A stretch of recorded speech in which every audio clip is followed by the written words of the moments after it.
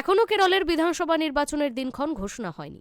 তার আগেই কেরলের নাম বদলের প্রস্তাবে ছাড়পত্র কেন্দ্রের নরেন্দ্র মোদী সরকারের। আর এরপরই কেন্দ্রকে বিঁধলেন কংগ্রেস সাংসদ শশী থারুর। তার দাবি, কেরলের নাম এমনিতেই মালায়ালামে কেরালাম, সুতরাং আলাদা করে ইংরাজিতেও সেই নাম নিয়ে আসার অর্থ কি? এখনও কেরলের বিধানসভা নির্বাচনের দিনক্ষণ ঘোষণা হয়নি। তার আগে কেরলের নাম বদলের প্রস্তাবে ছাড়পত্র কেন্দ্রের নরেন্দ্র মোদী সরকারের। আর এরপরই কেন্দ্রকে বিঁধলেন কংগ্রেস সাংসদ শশী থারুর। তিনি দাবি করলেন, কেরলের নাম এমনিতেই মালায়ালামে কেরালাম, সুতরাং আলাদা করে ইংরেজিতেও সেই নাম নিয়ে আসার কি অর্থ? পাশাপাশি তার দাবি, কেন্দ্র দক্ষিণের এই রাজ্যকে আলাদা করে কোনো প্রকল্প দেয় না, অথচ নাম বদলের প্রস্তাবে সায় দিচ্ছে। এদিন শশী থারুর আরও বলেন, ইতিমধ্যে মালায়ালামে কেরালাম রয়েছে, তাই এখন এটি মালায়ালাম শব্দ ইংরেজিতে এনে আমি জানি না কি লাভ হবে।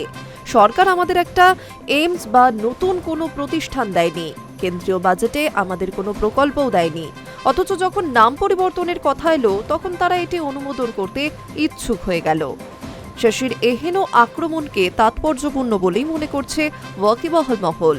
সাম্প্রতিক অতীতে কেন্দ্রের সমালোচনা নয়, বরং ঠাড়ে ঠাড়ো সমর্থনই জানিয়েছেন তিনি। কংগ্রেস শীর্ষ নেতৃত্বের সঙ্গে বৈঠকের পরে কি স্ট্যান্ড বদলানেন শশী, উঠছে প্রশ্ন। কিন্তু হঠাৎ কেন কেরলের নাম বদলের চেষ্টা? আসলে দীর্ঘদিন আগেই নাম বদলাতে চেয়ে প্রস্তাব পাশ করেছে কেরল বিধানসভা। সেই প্রস্তাবের মূল দাবি, রাজ্যের নাম পাল্টে রাখতে হবে কেরালাম, কারণ এই নামে রাজ্যের প্রধান ভাষা মালায়ালামের ছোঁয়া রয়েছে। রাজ্যের নামের সঙ্গে সেখানকার ভাষা ও সংস্কৃতির যোগ থাকা খুবই জরুরি।